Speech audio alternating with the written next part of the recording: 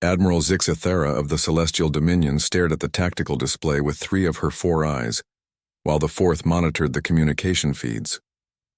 The holographic star map showed the current position of her massive fleet, 12,000 warships arranged in perfect formation, their hulls gleaming with the advanced alloys that had made the Dominion the supreme power in this galaxy for over 8 millennia.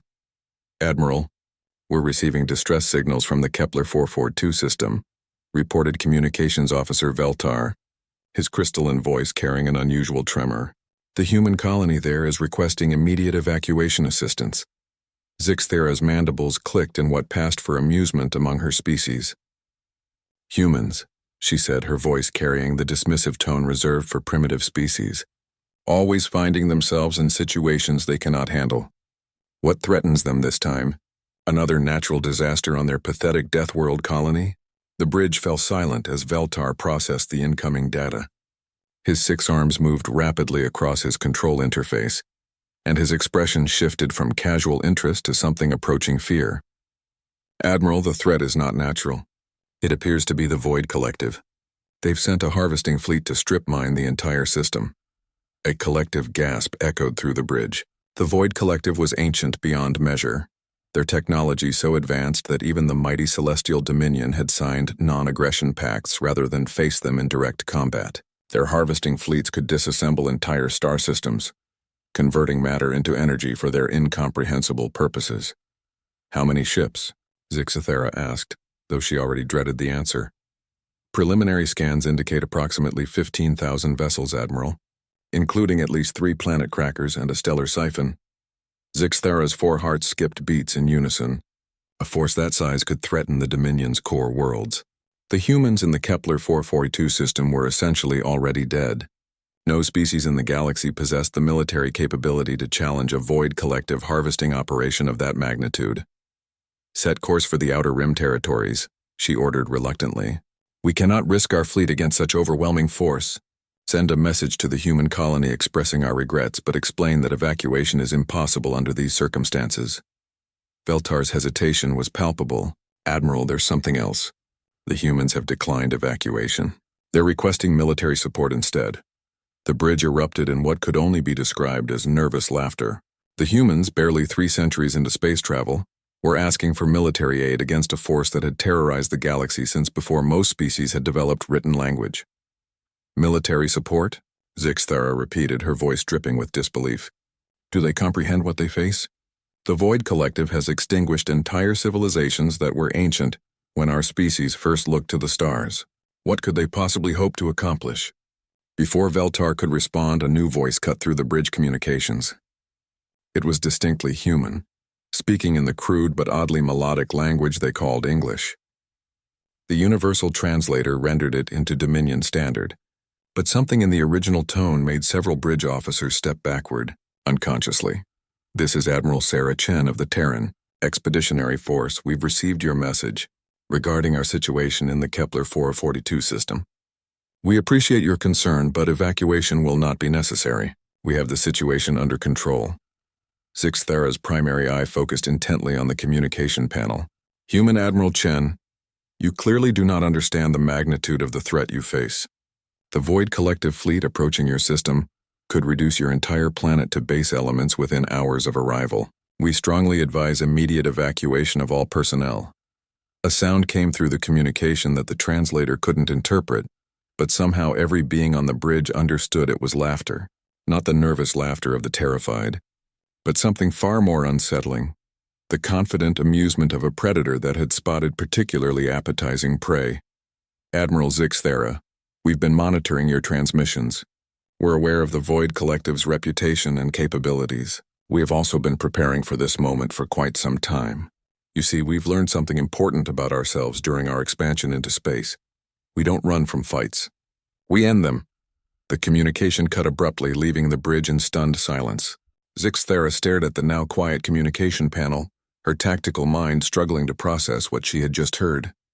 In 8,000 years of Dominion expansion, no species had ever responded to news of Void Collective approach with anything other than terror and desperate flight. Veltar, pull up everything we have in our databases about human military capabilities, she ordered. though she suspected the files would be disappointingly thin. The data that appeared on her personal display was indeed sparse. Humans were classified as a Level 2 emerging species, having achieved faster-than-light travel only recently. Their military technology was primitive by galactic standards, their ships small and underarmed compared to proper warships. They had established fewer than 24 colony worlds, most of them barely self-sufficient. And yet, Zixathera found herself scrolling through incident reports from various species who had encountered humans in the Outer Rim territories. Pirates who had attempted to raid human convoys spoke of unusually fierce resistance. Trade disputes that should have ended in human capitulation instead resulted in mysterious accidents befalling the opposing negotiators. Most telling were the reports from exploratory vessels that had attempted to survey human worlds without permission. Those ships simply disappeared. Admiral, Beltar interrupted her research. We're receiving additional communications from the Kepler 442 system. Multiple ships are transmitting identification codes we don't recognize. Put it on the main display.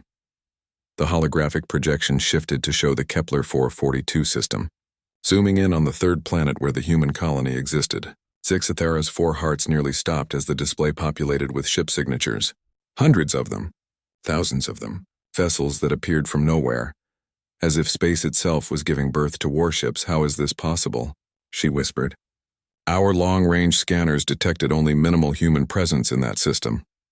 The answer came not from her crew, but from Admiral Chen's voice, which had somehow re-established communication without any indication from the bridge instruments.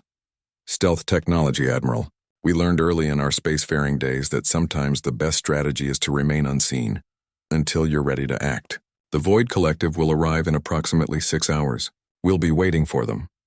As if summoned by her words, the tactical display began highlighting massive structures that were somehow just now becoming visible to their sensors. Orbital platforms bristling with weapons that didn't match any known technology. Asteroid fields that were revealing themselves to be carefully disguised fleet formations. The entire system was transforming before their eyes, from a simple farming colony into what could only be described as the most heavily fortified military position Zixathera had ever witnessed. This is impossible, she breathed. No species could construct such defenses without our intelligence networks detecting the buildup. The resource requirements alone would require the output of multiple star systems. Admiral Chen's voice agreed cheerfully, which is why we've been very busy for the past 50 years. You see, Admiral, when your species is as young as ours, you have to think differently about survival. We can't rely on ancient technology or vast fleets built over millennia. We have to be smarter, faster, and much more ruthless than anyone expects. Zixathera found herself gripping her command chair as the implications crashed over her. You've been preparing for this specific encounter? Not specifically the Void Collective, no. We've been preparing for the day when something truly dangerous decided humanity wasn't worth keeping around. Today just happens to be that day. The transmission ended again, but this time the silence on the bridge was not confused uncertainty.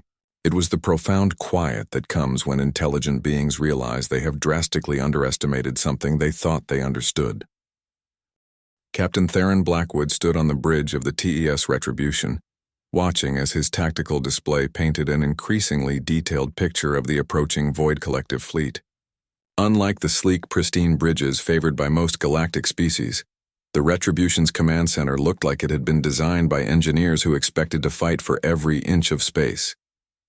Reinforced bulkheads, redundant control systems, and weapon controls that could be operated even if half the bridge crew was dead or injured.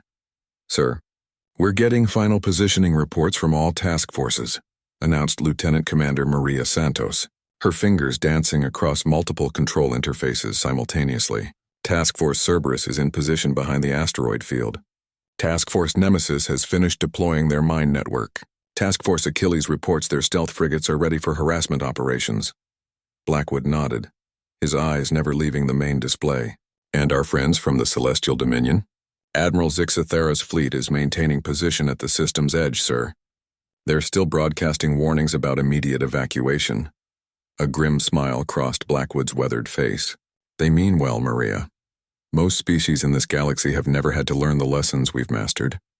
When you grow up on a planet where everything wants to kill you, you either become very good at killing back or you don't grow up at all. Santos checked her displays again. Sir, Why haven't we shared our defensive capabilities with the other species? The galactic community might have been more supportive of human expansion if they knew what we were capable of. Because fear is a tool, Santos and tools should be used wisely. Blackwood finally turned from the display to face his second-in-command. If the galaxy knew what humans could do when properly motivated, they wouldn't just be wary of us. They'd actively work to prevent our expansion. Better to let them think we're harmless until the moment we prove otherwise. The conversation was interrupted by a proximity alarm. The Void Collective fleet had dropped out of faster-than-light travel at the system's edge, exactly where human calculations had predicted they would arrive. The main display shifted to show the enemy formation. Thousands of ships arranged in geometric patterns that hurt to look at directly, their hulls seeming to absorb light rather than reflect it. "Jesus Christ," whispered Ensign Park from the sensor station. "Look at the size of those things." The largest ships in the Void Collective fleet dwarfed anything humanity had ever constructed. The planet crackers were each the size of small moons, their surfaces covered in machinery whose purpose was obvious and terrifying. The stellar siphon was even larger, designed to drain the energy from stars themselves. "Steady, Ensign," Blackwood said calmly. "Size isn't everything in a fight.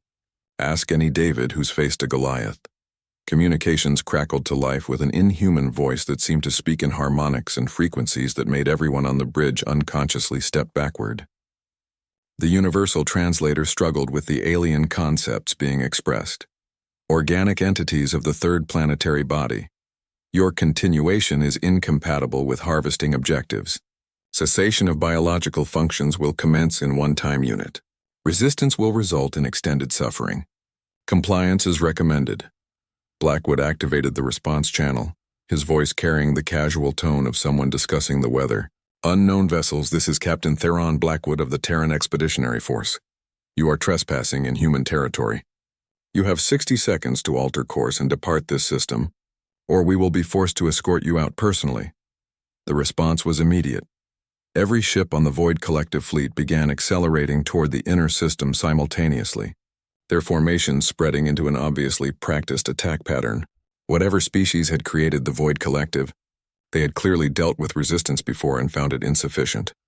"All stations, battle stations," Blackwood announced, though his crew had been at full readiness for hours. "Santos, signal all task forces. Operation Deathworld is now active." What happened next would be analyzed by military strategists across the galaxy for generations to come. The first phase began when the Void Collective fleet reached the outer asteroid field. What they had assumed were simple space rocks revealed themselves to be something far more dangerous.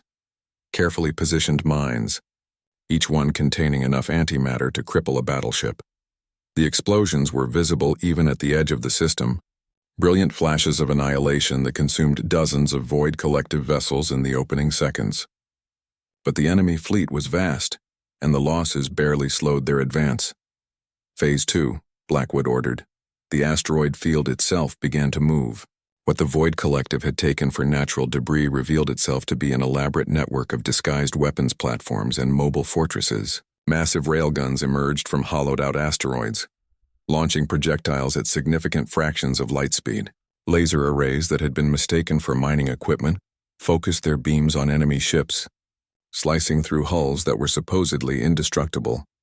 The Void Collective fleet responded with weapons fire of their own, energy beams that could glass planets sweeping through space toward human positions. But the human installations seemed to dance away from the attacks, using gravity manipulators and reaction drives hidden throughout the asteroid field to constantly shift position. On the edge of the system, Admiral Zixathera watched in stunned amazement as her sensors registered weapon signatures unlike anything in known databases. "Veltar, are you recording this?" "Yes, Admiral, though I'm not certain our instruments can accurately measure what we're seeing. The humans appear to be using weapons based on principles our science considers theoretical at best." The battle was far from over, but already the tactical situation had shifted dramatically. The Void Collective had expected to face primitive resistance that would collapse within minutes of their arrival. Instead, they found themselves in a carefully orchestrated killing field designed by beings who understood that in the galaxy's deadliest neighborhoods, only the deadliest predators survived. "Sir," Santos reported, her voice tight with controlled excitement, Task Force Nemesis reports the enemy is beginning to adapt to our tactics. They're forming defensive formations and attempting to push through the asteroid field. Blackwood's smile turned predatory. Then it's time to show them why we call this Operation Deathworld. Signal Task Force Achilles. Begin Phase 3. Deep within the asteroid field, sleek ships that had remained completely hidden suddenly burst into motion. Unlike the bulky destroyers and cruisers that most species favored, these vessels looked like they had been designed by someone who understood that sometimes the best weapon was speed combined with surgical precision. The human stealth frigates moved through the void, collective formation like sharks through a school of fish, their advanced cloaking systems allowing them to approach undetected until their weapons were already firing. Each frigate carried exactly one weapon, a prototype singularity torpedo that created a miniature black hole upon detonation. The effect on the Void collective fleet was immediate and catastrophic.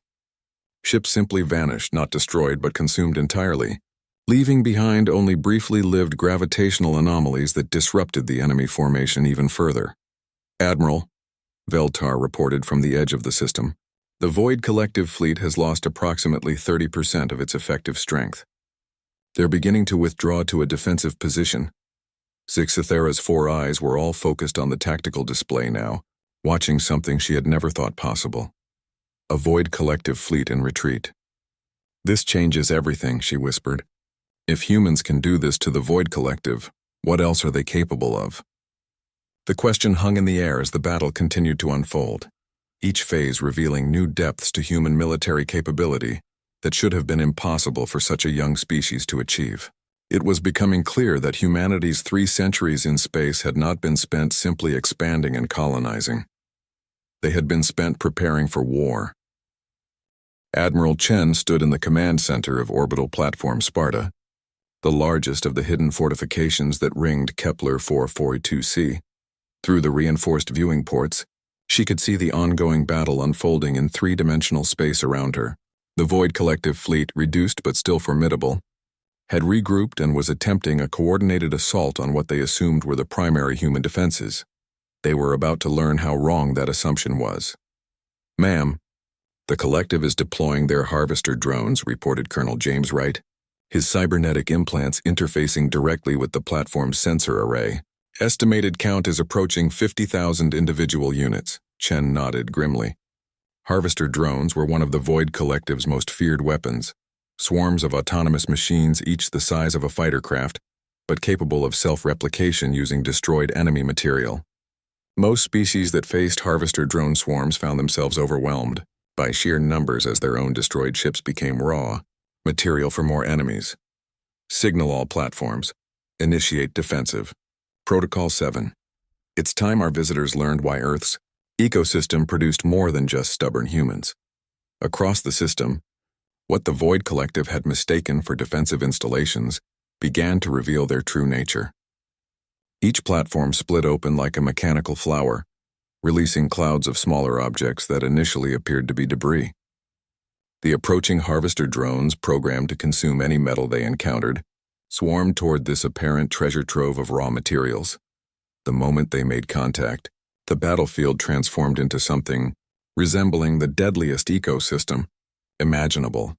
The objects released by the human platforms were not debris but autonomous hunting machines, inspired by Earth's most efficient predators. Mantis-class interceptors moved with the lightning reflexes of their namesakes, using plasma claws to slice through harvester drones before they could react. Spider-class trappers deployed nearly invisible energy webs that caught groups of drones and crushed them with gravitational fields. Most terrifying were the Wasp-class seekers, tiny machines that injected viruses directly into enemy systems, turning the collective's own drones against each other. "My God," breathed communications specialist Elena Rodriguez. "It's like watching a nature documentary if nature documented machines killing each other." Chen smiled coldly. "When you're raised on a world where everything from the smallest bacteria to the largest predators has evolved to kill efficiently, you learn to apply those lessons in new environments. The Void collective makes machines that consume matter. We make machines that hunt other machines. The harvester drone swarms, which had overwhelmed countless civilizations, found themselves being systematically hunted to extinction by predators specifically designed to kill them. But the Void Collective had more than just drones at their disposal. The planet crackers began moving forward, their massive forms bristling with weapons designed to break apart entire worlds. Energy beams capable of boiling oceans swept through space toward the human positions, while matter disintegrators prepared to begin the process of reducing the planet below to component atoms. Colonel Wright, time for Phase 4. Signal the Prometheus stations. Hidden in the system's outer reaches, stations that had been disguised as communication relays suddenly powered up, revealing themselves to be something far more ambitious. Each Prometheus station was essentially a miniature star factory, using controlled fusion reactions to generate energy on a scale that most species considered impossible outside of stellar cores.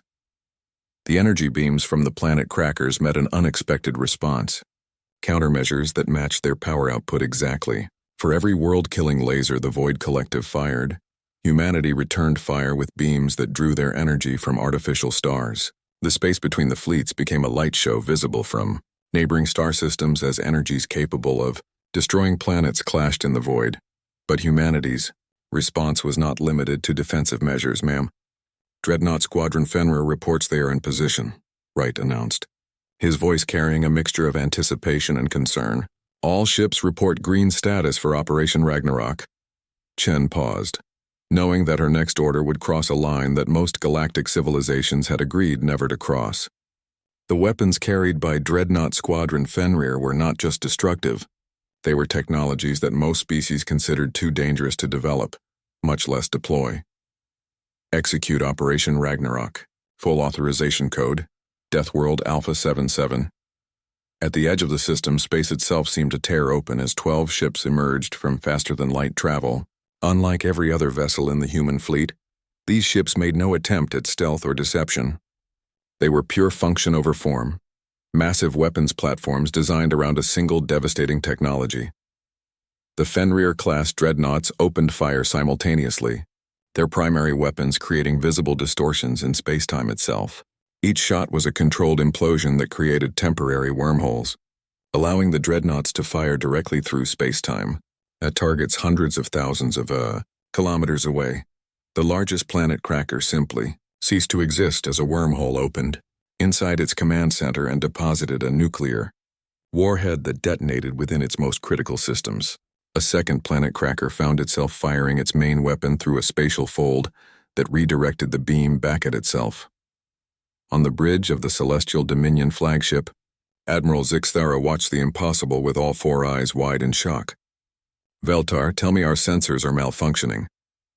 "I wish I could, Admiral," the communications officer replied, his normally steady voice shaking. "The humans are manipulating space-time as a weapon. That technology shouldn't exist. The energy requirements alone should make it impossible. Then how are they doing it?" The answer came from an unexpected source. Admiral Chen's voice, broadcast openly across all frequencies so that every ship in the system could hear. "When your species evolves on a world where the ground can kill you, the air can poison you, and the weather can destroy continents, you learn to think creatively about survival. For 3 centuries, humanity has been preparing for the day when the galaxy would try to exterminate us. We've turned every disadvantage into an advantage, every weakness into a weapon. The Void Collective fleet, which had arrived expecting to face primitive resistance, found itself outgunned, outmaneuvered, and facing technologies they had never encountered. For the first time in their ancient history, they were forced to consider a tactical withdrawal. But Admiral Chen was not finished demonstrating human ingenuity. "Now comes the lesson that will be remembered across the galaxy," she continued, her voice carrying across space to reach not just the Void Collective, but every listening ship in the system. "Humanity doesn't just defend itself. When something threatens our existence, we don't just drive it away, we ensure it never threatens anyone again." Deep within the planet below, massive installations that had been disguised as mining operations began to power up. The planet itself was about to become a weapon, and the Void Collective was about to learn why. Humanity's homeworld was classified as a death world by every species that had studied. The surface of Kepler 442 began to glow as humanity prepared to demonstrate the ultimate expression of death world logic. If your environment can kill you, then you make sure you can use your environment to kill anything that threatens it. Deep beneath the surface of Kepler 402c, in caverns that had been carved by machinery instead of nature, Dr. Sarah Kim made final adjustments to systems that most galactic civilizations would consider violations of the fundamental laws of physics. Around her, teams of engineers worked with equipment that hummed with barely contained energies, their faces illuminated by displays showing power levels that should have been impossible to achieve on a planetary surface. Dr. Kim, we're reading optimal alignment on all continental plates, reported engineer Marcus Torres, his hands steady, despite the magnitude of what they were about to attempt. The tectonic stabilizers are holding at 97% efficiency. Kim nodded, her attention focused on a holographic display that showed the planet from core to surface. What appeared to be a normal terrestrial world was actually humanity's most audacious engineering project, an entire planet converted into a weapon of unprecedented scale. "How long have we been working on this?" asked Dr. Lisa Zhang, a newcomer to the project who was still struggling to comprehend the scope of what humanity had achieved. 53 years, Kim replied without taking her eyes off the displays. "We started construction 6 months after the first contact with hostile aliens. The Krillian raid taught us that in a galaxy full of predators, sometimes the best defense is to become the apex predator. The Krillian raid had been humanity's first real introduction to galactic politics. A species of raiders had attacked a human research station, expecting easy prey. They had found instead a fight so vicious and determined that the survivors fled back to their home territories with stories of humans who fought like demons and refused to surrender, even when facing certain death. The planet scale. Gravitational manipulators are online," Torres reported. "We can begin targeting the stellar siphon whenever you give the order." Through the communication system, Admiral Chen's voice reached them from orbit. "Dr. Kim, execute Project Genesis. Show them what a death world can do when its children put their minds to it." Kim placed her hand on the primary control interface, feeling the slight vibration that indicated planet-scale machinery coming online. "Initiating Genesis protocol. All personnel, prepare for planetary weapon discharge." On the surface above, colonists who had been briefed on this possibility moved quickly to underground shelters. The cities that dotted Kepler 442c had been built with this day in mind. Every structure was designed to survive the gravitational stresses that were about to be unleashed. What happened next, redefined every galactic civilization's understanding of what was possible. The planet itself began to generate gravitational waves, using tectonic manipulation systems to create controlled oscillations in the planetary mass.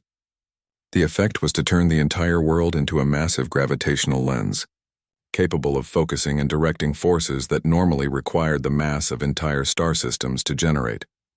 The Void Collective's stellar siphon, designed to drain energy from stars, suddenly found itself caught in a gravitational field that began pulling it inexorably toward the planet's surface.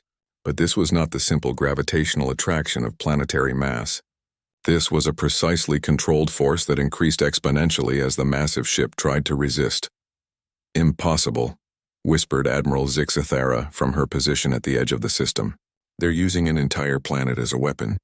The energy calculations alone should make this fantasy."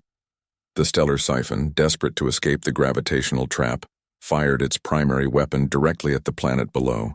The energy beam, designed to crack open stars, struck the surface with enough force to vaporize continents. It was absorbed completely.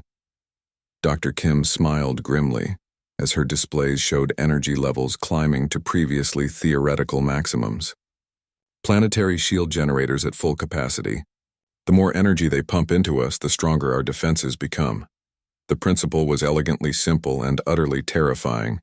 Humanity had turned their colony world into a massive energy absorption system. Every attack only made them stronger. Every assault fed power back into their defensive and offensive systems. The remaining Void Collective fleet found itself facing something unprecedented in galactic history. A planet that fought back. Gravitational pulses reached out from Kepler 442c like the tentacles of some cosmic predator, seizing ships and crushing them with forces that turned advanced alloys into compressed matter. Energy beams lanced out from the surface, powered by the absorbed attacks of their enemies, and amplified through planetary-scale focusing systems. But the most devastating aspect of humanity's planetary weapon was psychological. Across the galaxy, other civilizations monitored the battle through long-range sensors and communication intercepts. The message being sent was clear and unmistakable. Humanity had not just survived in space, they had evolved. They had taken the lessons learned on a world where everything was hostile and applied those lessons on a cosmic scale. Captain Blackwood. Admiral Chen's voice reached the Retribution through the fleet communication network. Signal the remainder of their fleet. It's time for the final demonstration. Blackwood activated the broad-spectrum communicator, ensuring his message would reach not just the Void Collective, but every monitoring ship in the system. Attention Void Collective fleet. You came here to harvest a human world.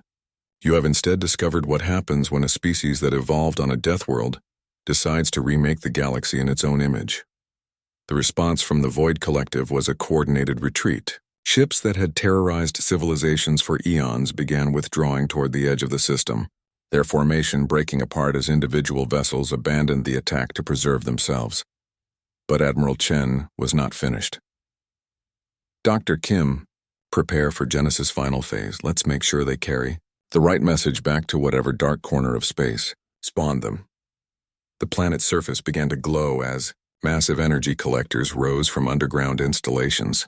The absorbed energy from the Void Collective's attacks, stored and amplified through planetary-scale systems, was about to be returned with interest. A beam of pure energy lanced out from Kepler 442c toward the fleeing stellar siphon.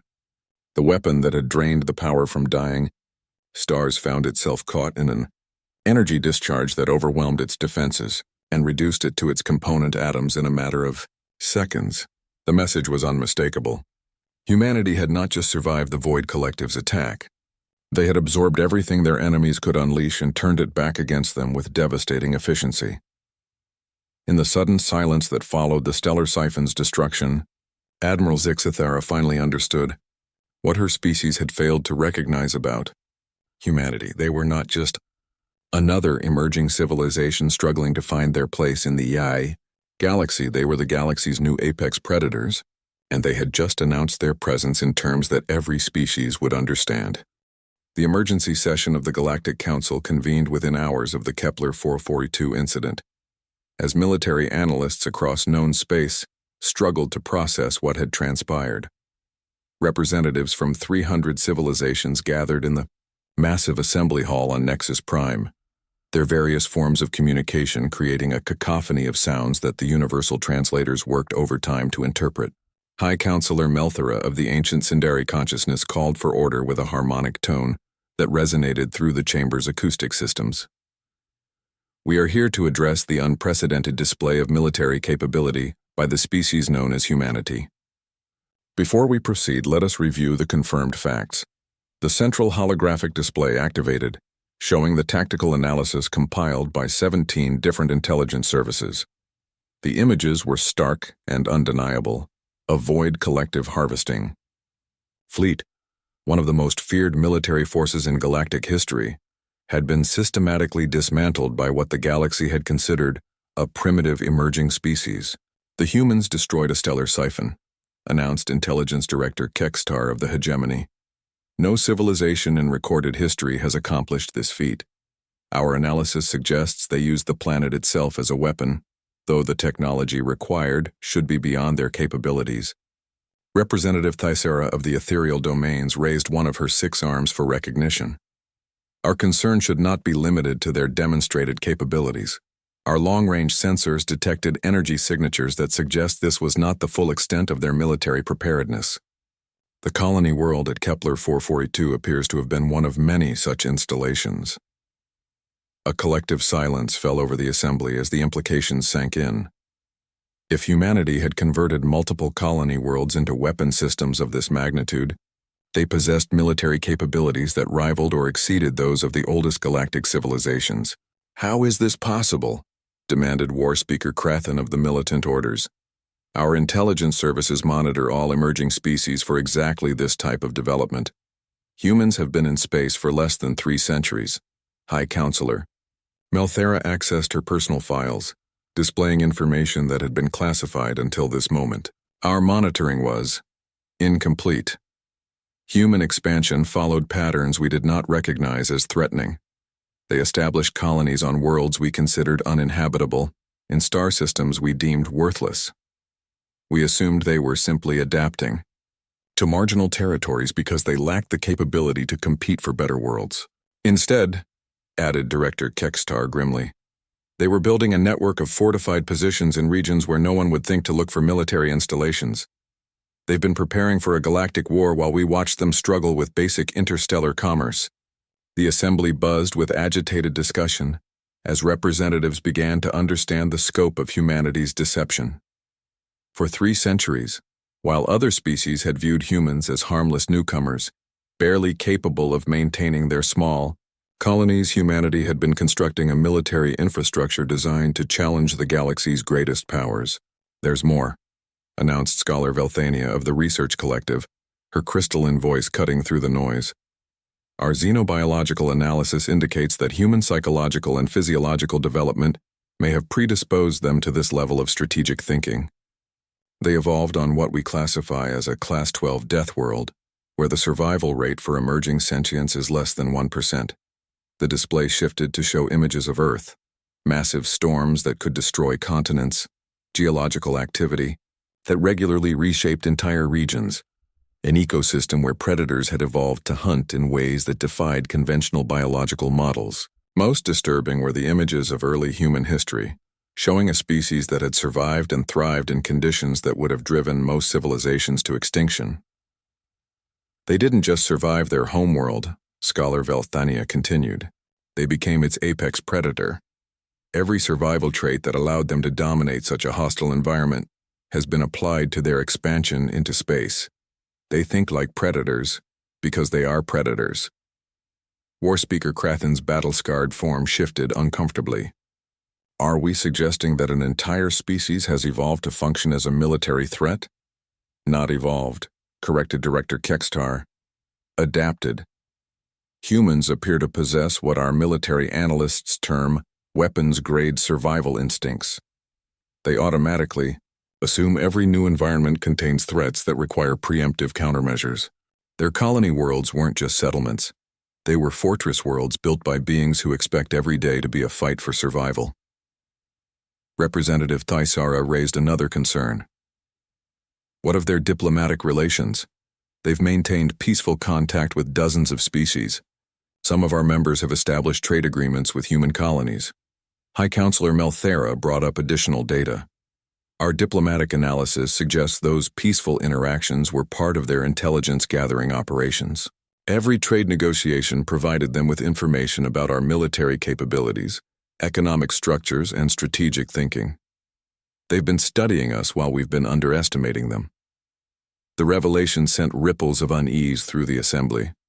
If humanity had been conducting systematic intelligence operations while maintaining the appearance of harmless trade relationships, then every galactic civilization had potentially compromised security without realizing it. The question before us, announced High Counselor Melthera, is how we respond to this new reality. Humanity has demonstrated the capability to defeat forces that have threatened galactic stability for millennia. Do we treat them as a potential ally or a potential threat? War Speaker Krathen's response was immediate. Any species capable of converting planets into weapons represents an existential threat to galactic stability. We should consider immediate military action to contain their expansion before they become too powerful to challenge. That, interrupted a new voice, would be inadvisable. Every eye in the assembly turned toward the chamber's communication center, where a holographic projection had appeared without any activation from the council's staff. The figure was clearly human. A middle-aged woman in what appeared to be a military uniform, her expression polite but unmistakably confident. I am Admiral Sarah Chen of the Terran Expeditionary Force, the projection continued. We've been monitoring your emergency session, and I thought it appropriate to clarify a few points about humanity's intentions. The chamber erupted in chaos as representatives demanded to know how humans had accessed their secure communication systems. High Counselor Melthera called for order, her harmonic tones barely audible above the commotion. How are you accessing this chamber? Demanded Director Kekstar. Admiral Chen's smile was genuinely friendly, which somehow made it more unsettling. The same way we monitored Void Collective communications for 50 years before they attacked us. When your species evolves on a world where information gathering means the difference between life and death, you become very good at learning things others prefer to keep secret. The implications crashed over the assembly like a physical force. If humans could penetrate the Galactic Council's most secure communications, then no civilization secrets were safe from them. "What do you want?" asked High Counselor Melthera, her diplomatic training struggling to cope with a situation no protocol had anticipated. "Understanding," Admiral Chen replied simply. "We've spent 3 centuries learning about galactic civilization, and we've come to an important conclusion. Most species in this galaxy are not our enemies. Most of you are potential friends, trading partners, even allies. But some of you might make the mistake of thinking we're weak enough to exploit." She paused, allowing the weight of her words to settle. The Void Collective made that mistake. We wanted to make sure everyone understood the consequences of similar miscalculations. War Speaker Crathen found his voice. "Are you threatening the Galactic Council?" "Not at all," Admiral Chen assured him. "We're offering to be your partners in maintaining galactic stability. After all, a galaxy full of thriving civilizations makes better neighbors than a galaxy full of ruins. But partnership requires mutual respect, and respect sometimes requires demonstration of capabilities." The projection faded, leaving the assembly in stunned silence as they grappled with a new reality. Humanity was not asking for a place in galactic civilization. They were announcing that they had already taken one. 6 months after the Kepler 442 incident, the galaxy had fundamentally changed. Trade routes that had existed for millennia were being rerouted through human space, not because humanity demanded it, but because other species had discovered that human-protected shipping lanes were the safest in known space. Piracy, which had been a constant threat for centuries, had virtually disappeared from regions under human patrol. Captain Elena Vasquez stood on the observation deck of the TES Horizon, watching as her ship's escort formation maintained perfect position around a convoy of merchant vessels from 17 different species. The sight would have been impossible 6 months ago. The proud Altarian hegemony sharing escort duties with ships from their traditional rivals, the Centauri Federation, while traders from species that had barely achieved spaceflight conducted business under human protection. "Captain, we're receiving a priority communication from Terra Command," announced Lieutenant Torres from the communication station. "Put it through." "Lieutenant." Admiral Chen's image appeared on the main display, her expression carrying the weight of decisions that affected entire star systems. "Captain Vasquez, how is Operation Safeguard proceeding?" "Better than anticipated, Admiral. Word has spread about our protection services, and we're receiving escort requests from species that haven't spoken to each other in decades. It seems that shared fear of pirates creates strange alliances." Chen nodded approvingly. "And our relationship with the established powers?" "Mixed results. The Celestial Dominion has formally requested a mutual defense treaty. The Sindari consciousness is still debating whether we represent an opportunity or a threat. The militant orders are maintaining a respectful distance while trying to reverse engineer our weapon systems." "Expected responses," Chen mused. "Any word from the Void Collective?" Vasquez checked her reports. "Nothing direct, but our intelligence networks report that several Void Collective harvesting fleets have altered course to avoid systems with known human presence.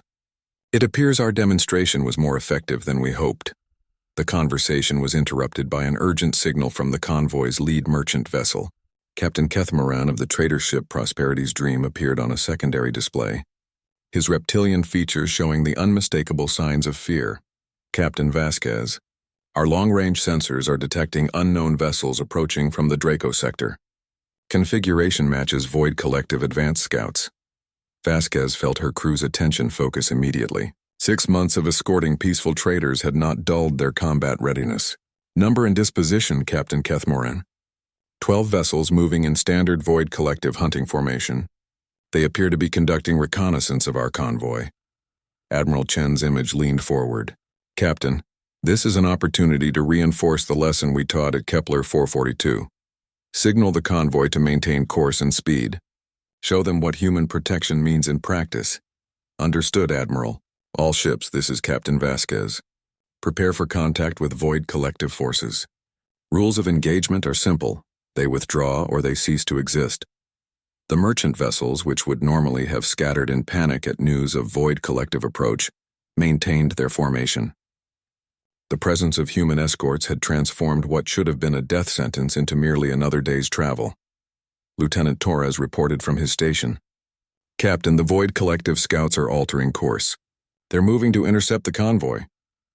"Then they've made their choice," Vasquez replied grimly. "Signal Task Force Javelin. Execute Defensive Pattern 7. What happened next became the subject of military analysis for years afterward. The human escort formation, which had appeared to be a standard protective deployment, revealed itself to be something far more sophisticated. Ships that had seemed to be simple frigates suddenly displayed weapon capabilities that matched those of heavy cruisers. Escort vessels that had been flying in peaceful formation shifted into attack positions with a precision that spoke of countless hours of drill and preparation. The Void Collective scouts found themselves facing not the overwhelmed defenders they had expected, but a coordinated military response that treated their presence as a minor tactical problem to be solved efficiently. The engagement lasted 17 minutes. When it ended, the Void Collective scouts had been reduced to expanding clouds of debris, while the human escort formation had suffered exactly 0 casualties. The merchant convoy had continued on course throughout the battle, protected by defensive screens that had absorbed every enemy attack, without allowing a single shot to threaten the civilian vessels. "Captain Keth Moran," Vasquez called to the lead merchant vessel, "please resume normal speed. Apologies for the interruption to your scheduled transit time." The reptilian captain's response was barely coherent. "Captain Vasquez, your ships destroyed 12 Void Collective vessels without taking damage. How is this possible?" Vasquez's answer was broadcast to every ship in the convoy, ensuring that the lesson would be carried to every corner of galactic civilization. "Captain, when you hire human escorts, you're not just purchasing protection from pirates. You're purchasing protection from anything that threatens peaceful commerce. That was always the deal." Admiral Chen's image smiled approvingly. "Well done, Captain. Signal Fleet Command. Operation Safeguard has achieved its primary objective. The galaxy now understands that human protection means exactly what it says." The ramifications of the convoy incident spread through galactic civilization like ripples through still water. Within days, human escort services were being requested by trading fleets throughout known space, species that had spent centuries accepting piracy and raiding as inevitable. Hazards of commerce suddenly found themselves able to trade freely under human protection. But the political implications were even more significant. Here, Councillor Melthera of the Galactic Council called an unprecedented emergency assembly to address what diplomatic analysts were calling the human question. The central issue was simple but profound. How should galactic civilization respond to the emergence of a species that could guarantee the safety of interstellar commerce? "The data is undeniable," announced Intelligence Director Kextar to the assembled representatives. "Human escort services have reduced piracy by 93% in regions where they operate. Trade volume has increased by 400% along human-protected routes. Species that have been enemies for centuries are now conducting joint ventures under human security guarantees." Representative Thysiara of the ethereal domains raised the question that everyone was thinking. Are we witnessing the birth of a new galactic order? One where humanity serves as the enforcer of peaceful commerce? War Speaker Crathan, whose militant orders had built their power on providing security services, grudgingly provided the answer. "Our analysis suggests that human military capabilities are not limited to defensive operations. Every convoy escort includes weapon systems that could challenge our main battle fleets. They're not just protecting merchants. They're demonstrating the futility of challenging their authority." High Councillor Melthera brought up the long-term projections. If current trends continue, human space will become the primary hub of galactic commerce within 50 years. Every major trade route will pass through their territory. Every important economic transaction will require their approval. The implications hung heavy in the chamber air. Humanity had not conquered the galaxy through military force. Instead, they had made themselves indispensable by solving a problem that had plagued galactic civilization for millennia: the constant threat of violence that made interstellar commerce dangerous and limited. Perhaps, suggested Scholar Velthania of the Research Collective, we should consider that this is exactly what a species from a death world would do. They don't seek to dominate others through force. They seek to create an environment where they control the conditions of survival. As the Assembly debated humanity's role in galactic civilization, reports continued to arrive from across known space. Void collective fleets were avoiding systems with human presence. Pirate organizations were disbanding rather than face human patrols. Ancient conflicts were being resolved through human-mediated negotiations backed by the implicit threat of overwhelming military intervention. The galaxy had not been conquered by humanity, it had been civilized by them, and every species in known space was slowly coming to understand that in a universe full of death worlds, the species that had mastered the deadliest death world of all had decided to make the galaxy a safer place for everyone, whether anyone else wanted it that way or not.